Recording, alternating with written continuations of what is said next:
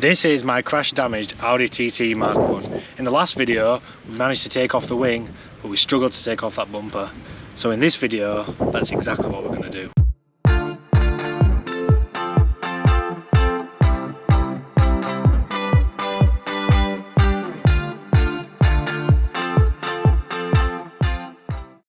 We've now taken off this inner arch lining to reveal that hidden bolt which is just down there, but also it's hiding some more stories.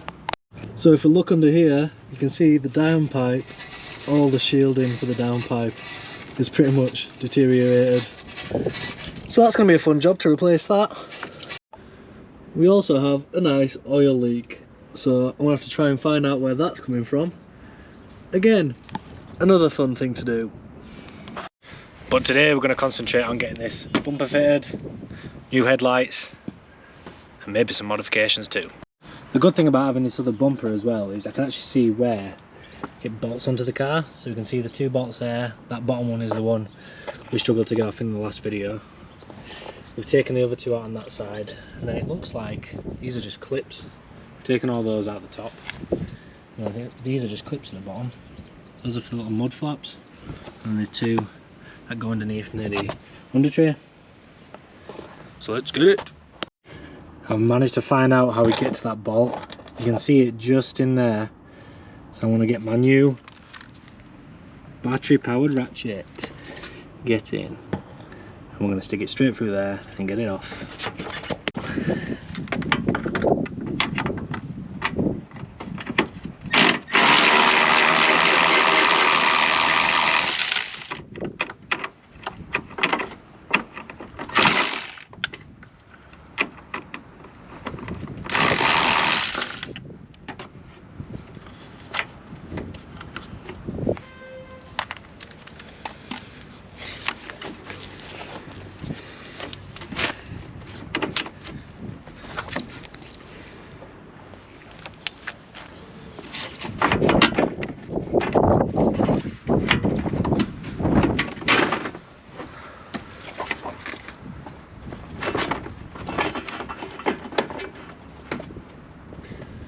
I think there's one more underneath, which we're just going to get now. That is the last one holding it on. But look how rusty it is. Ugh. This one's actually snapped off, but I'll be able to get that one off because the new bumper has two new tabs underneath. But that's going to be fun to get off. So basically I had to use my side cutters and chop the plastic bracket off. Now the new bumper does have the new tabs underneath, but I'm going to have to take those ones off to get the new ones on.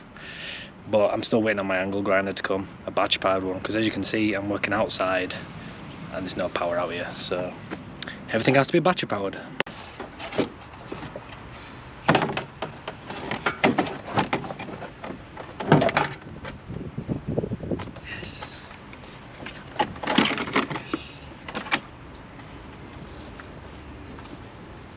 So that is the broken bumper now off. I mean, I made it worse by getting it off, but I didn't need to keep any parts of it. I will have to take the number plate off and put it on the new one. Second hand new one. But yeah, let's get this one fitted. So one of the parts I did notice was broken when I took the bumper off on that side was this like intercooler feed. It just directs the air into the intercooler, these side intercoolers here. So I've managed to buy one off eBay.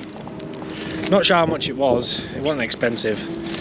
But yeah, the only issue is I don't think I've got any screws for it. But looking at it, it looks like it just clips into place, so let's go ahead and fit that now. So while I'm lining up this intercooler feed, I want to say a massive thank you to everybody who subscribed, liked, commented, viewed the video. It honestly means the absolute world to me, and I can't wait to be making more videos, more content, and show you this full journey of this Audi TT. So back to the video.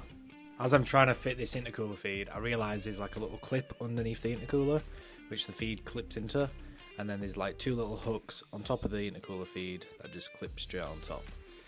So you can see here, just trying to feed it onto that clip, get the top ones on, and then it's bish bash bosh on with the intercooler feed.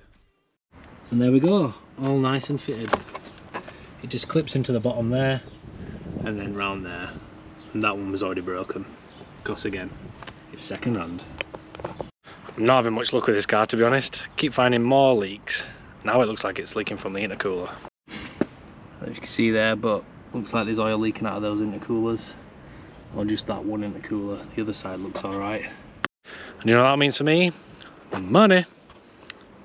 So yeah, I'm gonna have to price those up, see how much I can get those for, or even upgrade them. So remember when we found this hairline fracture, or bigger than hairline fracture, nice crack in the slam panel?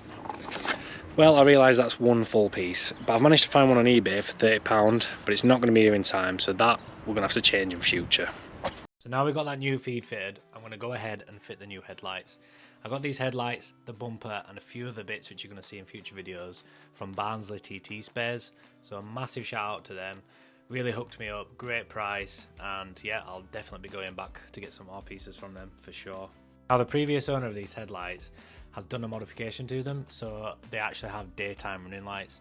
Whether or not they work, I will find out once they're plugged in, but we'll see what we're. I'm just about to plug in the main electrical connector for the headlight now. Now this should just clip in, but I did break the clip in the previous video, but it's quite a tight electrical connector anyway, so we should be alright getting away with it without a clip, so happy days.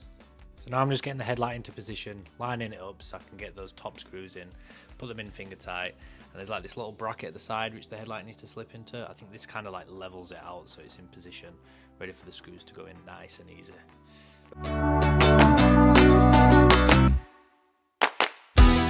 Moving on to the driver's side, just like we did on the passenger side, we're going to get the headlight, line it up, mess about the electrical connectors. These actually had like a little wiring harness on with a bulb in, but I couldn't fit it in the hole because of the wiring going through the hole, which I think is for this daytime running light situation. So what I've done is I've just taken the bulbs out, left the wiring harness underneath the headlight. This is probably going to come back to bite me in the ass, but we'll see. But yeah, just lining up now, I'm going to plug in the electrical connector and then get it in line so I can screw those top bolts on.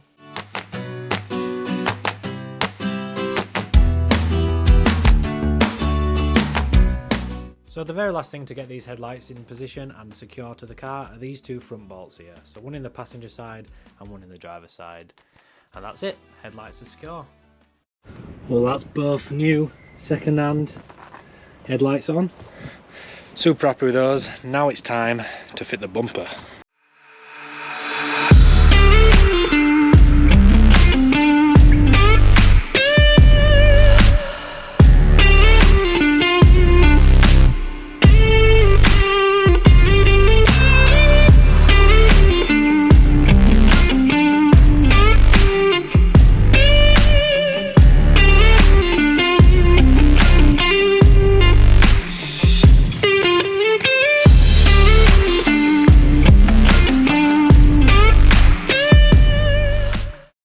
So now we're going to start screwing the bumper back together, or back on the body. One screw in there, well, one nut on there, one nut on there, and we'll do the same on the other side. Actually, I can't do the same on the other side because I have to wait for the wing to be put on, which we can't do until my grinder arrives. So just this side now. Fitting that bumper was a lot easier than I first imagined. Obviously I have no experience in working on TTs or even taking bumpers off cars, so when I actually took the old one off and fitted the new one and realised actually it's only 4 threads holding it in, 2 on each side, so that's what I'm doing now. I'm literally screwing the nut back onto those threads and getting it back on. Obviously I can only do the driver's side because I don't have the angle grinder yet to do the passenger side because I need to angle grind that rusty bolt off.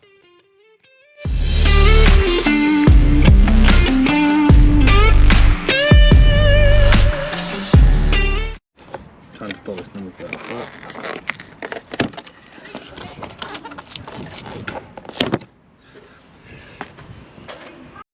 So now we're going to tackle this top brace that we took off last time.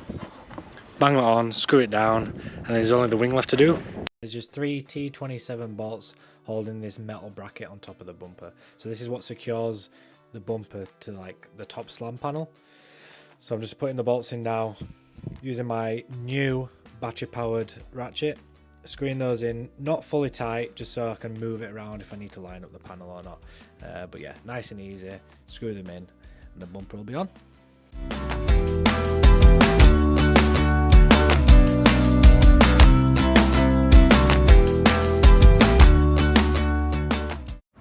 That's all those top bolts all fastened in.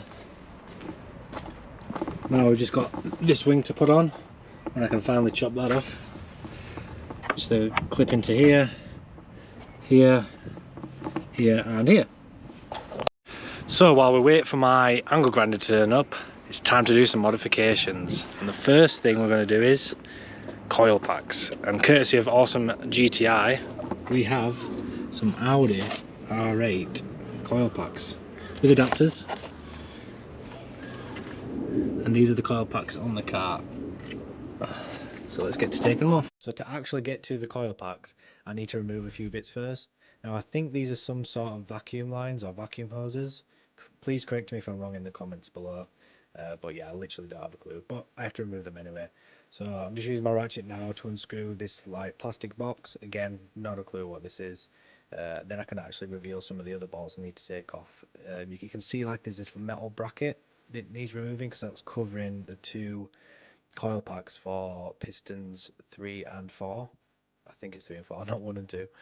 So once I've removed them, I can move the metal bracket out of the way, move the hoses out of the way, and then it will reveal the coil packs.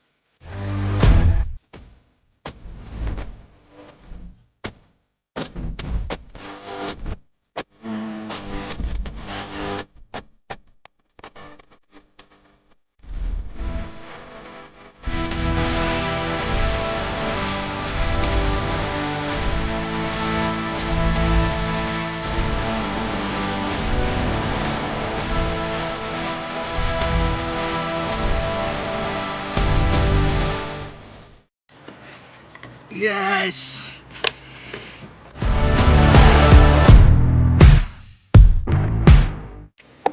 Again.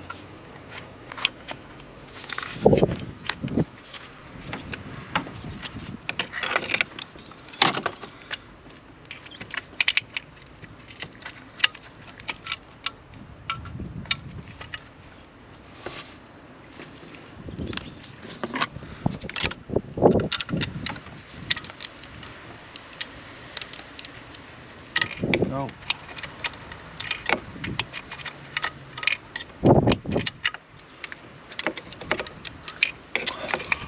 Oh my god.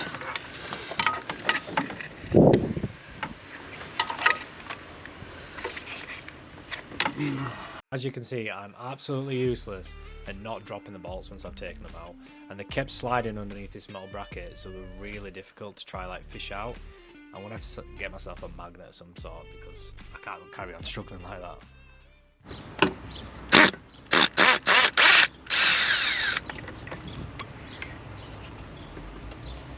Improvisation.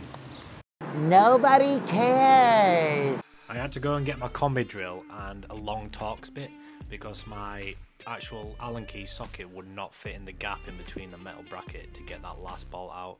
So yeah, I had to use improvisation, but it worked, so happy days. Right, we've got that metal bracket off now. We can now see each and every coil pack. So I'm just going to disconnect the electrical connectors, pull them out, check the spark plugs, and then put the new ones in.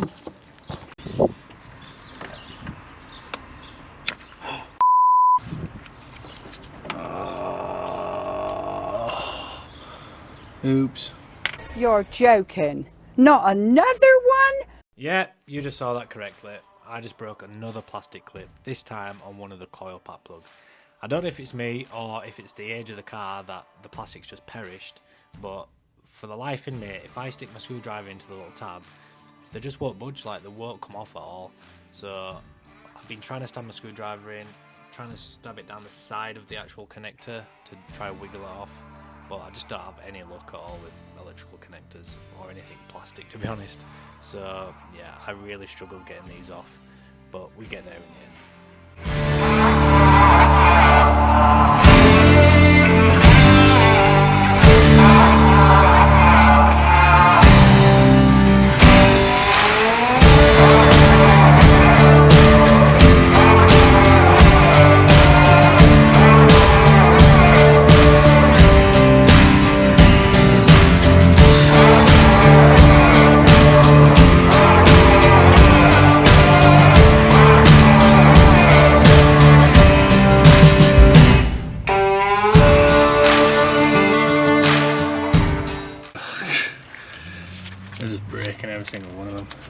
You're joking. Not another one?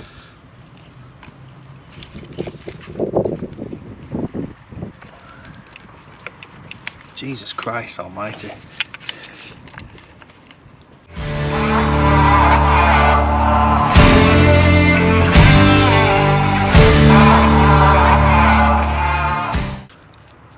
Sorry, but how the hell do you get these off? Stop it. Get some help. No, Michael. Honestly, if anyone in the comments, please, if you know how to take these off, please comment below. I'd really appreciate it, because I'm sick and tired of breaking these plastic connections. I don't know if I should come at a different angle or not, but yeah, if you can comment below, I'd really appreciate it. Thank you.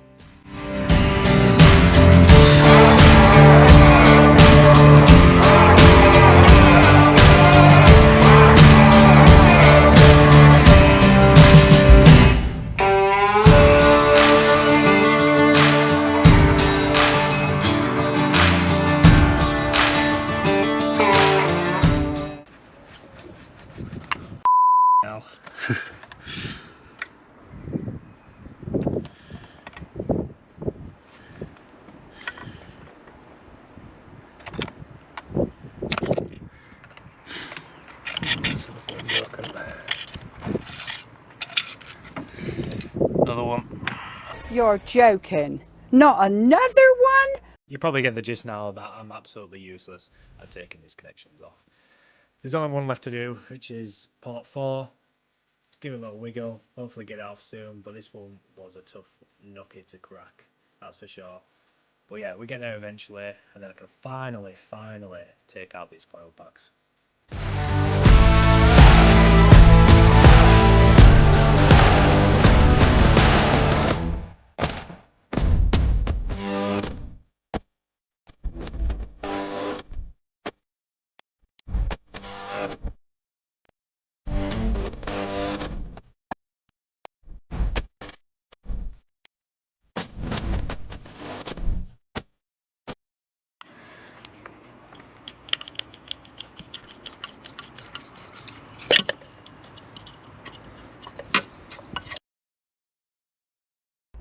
So, rookie mistake, my GoPro just died, so I'm going to record on my phone and show you what I've just found by taking that first coil pack out. So here's the first coil pack, taking it out, and there's oil there. Now I'm pretty sure oil is not supposed to be where the spark plug is, so if you can, someone in the comments, if you let me know, that'd be perfect. Let me know if the engine's knackered, or let me know if this is fixable. But yeah, what a nightmare. Not good. So before I carry on taking these coil packs out and fitting the R8 ones, I need to find out whether or not it's a big issue that there's oil showing in there. Hopefully it's repairable, hopefully it's not a big issue, but we'll find out. So if you like this video, please subscribe, please comment, please share, please save, and I'll catch you on the next one.